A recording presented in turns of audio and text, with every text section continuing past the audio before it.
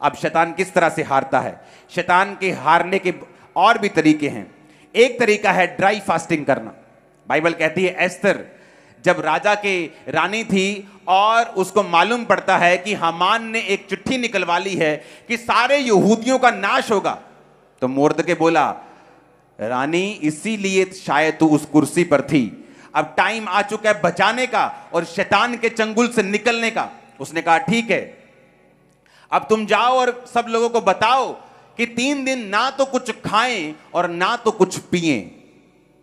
ना तो कुछ क्या करना है, खाना है, ना कुछ पीना है। जब मैं मसीह में आया 2004 में, तो शैतान सिर्फ जो नशे के रूप में, बीमारी के रूप में था, वो डिप्रेशन के रूप में और बढ़ गया मेरी लाइफ में। और परमेश्वर की आत्मा ने मुझे एक रास्ता दिखाया जो सेल्फ डिलीवरेंस का था। अगर परमेश्वर आपकी लाइफ में कुछ बड़ा काम करना चाहता है, कई बार वो आपकी अगुवाई करता है, आप सेल्फ डिलीवरेंस करें, अपने आप की डिलीवरेंस आप खुद करें। किस तरह से, मैं आपको बताता हूं। हर हफ्ते 3 डे नाइट के रोजे में रखता था, एवरी वीक। 2004 और 5 की बात कर रहा हूं, 6 में नहीं, 2004 में, 2005 में। मैं मानता हूं वो ओवर फास्टिंग थी, उसने मेरे शरीर को प्रभावित किया उस समय, जो बाद में परमेश्वर ने मुझे फिर हील किया।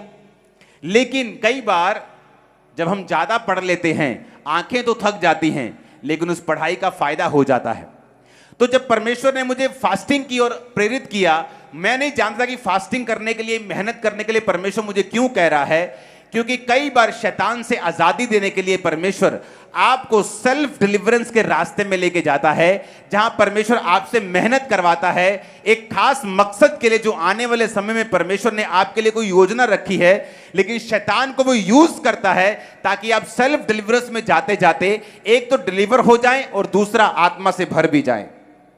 तो मेरे 3 रोजे होते थे हर हफ्ते। अगर हमने 40 रोजे रखे होते थे तो वो 40 रोजे भी 5 बजे तक चलते थे, और उसके बाद एक्स्ट्रा हफ्ते में 3 डे नाइट के रोजे भी हम, मेरी पूरी टीम जो थी, हम वो रखते थे। तो क्या होता है, जब एस्तर ने रोजे रखे, वो ड्राई फास्टिंग थी। ड्राई फास्टिंग में आप कुछ खाते भी नहीं, कुछ पीते भी नहीं। लेकिन मैं रिकमेंड नहीं करता आप पहली बार से 3 दिन की ड्राई फास्टिंग करें। अगर आपको ड्राई फास्टिंग करनी है, जहां आप कुछ खाते नहीं और पीते भी नहीं, आपको वो ड्राई फास्टिंग पहले 12 बजे तक, 5 बजे तक, 6 बजे तक शाम के आपको करनी है। जब आपके शरीर को आदत पड़ जाए, फिर डे नाइट करो। आदत पड़ जाए 2 दिन की करो, 1 दिन का करो। अब तो डॉक्टर्स भी, अगर आप इंटरनेट पे देखेंगे, तो फायदा गिनाने लगे हैं कि ड्राई फास्टिंग का फायदा है। फास्टिंग का तो फायदा वो गिनाते ही थे, कहते अब ड्राई फास्टिंग का भी, जो कुछ बाइबल में लिखा है उसका एक खास मकसद है। जब एक व्यक्ति फास्टिंग में चला जाता है, वो अपनी सेल्फ डिलीवरेंस की ओर चला जाता है। वो अपने आप को छुटकारे में घसीटना, लेके जाना और अगुवाई करना अपनी शुरू करता है। बाइबल कहती है जब एस्तर ने ड्राई फास्टिंग की, तीसरे रात को राजे को नींद नहीं आई। उसको जब नींद नहीं आई, कहता इतिहास की पुस्तक लाई जाए और पढ़ी जाए। जब इतिहास की पुस्तक लाई गई तो उसमें लिखा गया था कि 2 जने तेरे कर्मचारी तुझे मारना चाहते थे, लेकिन तेरे ही एक कर्मचारी ने वो साबित करके, जाहिर करके तुझे बचाया। कहता फिर उस कर्मचारी का क्या किया गया? कहते कुछ नहीं किया गया। कहते ऐसा थोड़ी हो सकता है, अब उसको बुलाओ, उसको इज्जत दो, मान दो। और वो कौन था? उसी एस्तर का रिश्तेदार। और बाइबल कहती जब वो आया, जब एस्तर ने सारी योजना जाहिर की, जब राजा को मालूम हुआ कि हामान एक दुष्ट आदमी है, तो बाइबल कहती है फांसी के फंदे पर लटकाया गया। सारे यहूदी बचाए गए।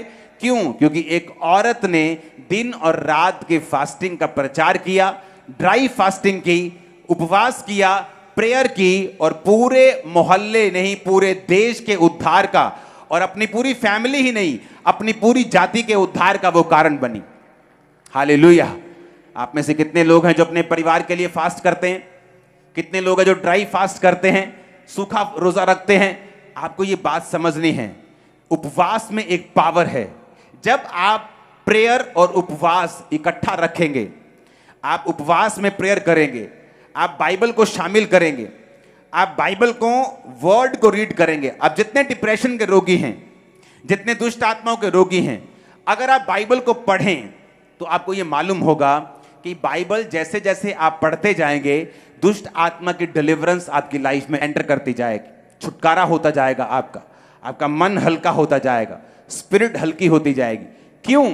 क्योंकि दुष्ट आत्मा उस व्यक्ति की लाइफ में नहीं रहता जिसमें विश्वास की, अगर आपकी लाइफ में विश्वास की कमी है तो वो आपकी लाइफ में एंटर करता है। अगर आपकी लाइफ में विश्वास की कमी नहीं है वो आपकी लाइफ में एंटर नहीं कर सकता, क्योंकि आप विश्वास से भरे हुए हैं।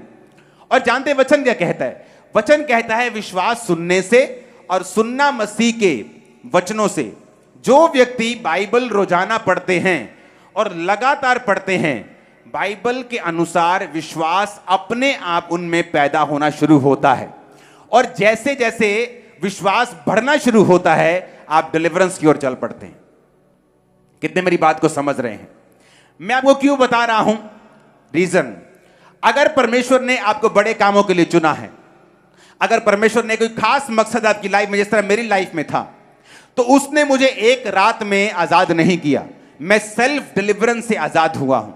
रोजे रख के, प्रार्थना करके, शरीर के कामों को छोड़ के, परमेश्वर में आगे बढ़ के, प्रेयर में, फास्टिंग में, बाइबल पढ़ के, परमेश्वर ने मुझे सेल्फ डिलीवरेंस के साथ बख्शा और मुझे आजादी दी। जब परमेश्वर आपकी लाइफ में बड़ी योजना रखता है, कई बार वो शैतान को यूज करता है कि आप उस शैतान के चक्कर में परमेश्वर के करीब जाएं, आप फास्टिंग करना सीख जाएं, प्रेयर करना सीख जाएं, बाइबल पढ़ना सीख जाएं, ड्राई फास्टिंग करना सीख जाएं, विश्वास करना सीख जाएं, और फिर परमेश्वर अपने मकसद को आपकी लाइफ में पूरा करे। जब मैं दुष्ट आत्मा से आजाद नहीं हो रहा था तो मैं बहुत खिंचता था, बहुत रोता था कि परमेश्वर मुझे इस बीमारी से आजाद क्यों नहीं करता, वो इस डिप्रेशन से मुझे फ्री क्यों नहीं करता। बाकी लोग आजाद हो रहे, मैं ले हैंड कर रहा हूं, लोग आजाद हो रहे हैं, मैं फ्री क्यों नहीं हो रहा हूं। तो आज आप देख लो, आज उसी कारण लाखों लोग आप डिलीवर हो रहे हो, क्योंकि परमेश्वर ने मुझे यूज किया, मेरे डिलीवरेंस को उस तरह से दिया कि मैं मेहनत करना सीखूं और बाद में उसी मेहनत को आपकी लाइफ के ऊपर इस्तेमाल करूं। हालेलुया। ऊंची आवाज बोलो हालेलुया। फिर से हालेलुया बोलो जोर से। तो अब मुझे यह समझ होनी चाहिए, dry fasting, prayer, Bible reading, यह मेरी लाइफ का एक अटूट हिस्सा होना चाहिए। जो परमेश्वर ने ऑर्डर बनाया है, जो सिस्टम बाइबल का बनाया है, मुझे उस ऑर्डर को ब्रेक नहीं करना, ताकि शैतान मेरी जिंदगी में एंटर ना करे, वो मेरी लाइफ में एंट्री ना मारे और ऐसा कोई काम ना करे जो मुझे पसंद नहीं। ऊंची आवाज में हालेलुया बोलो। यहोवा की वाणी को सुनने के लिए हमारे चैनल को सब्सक्राइब करें और बेल आइकन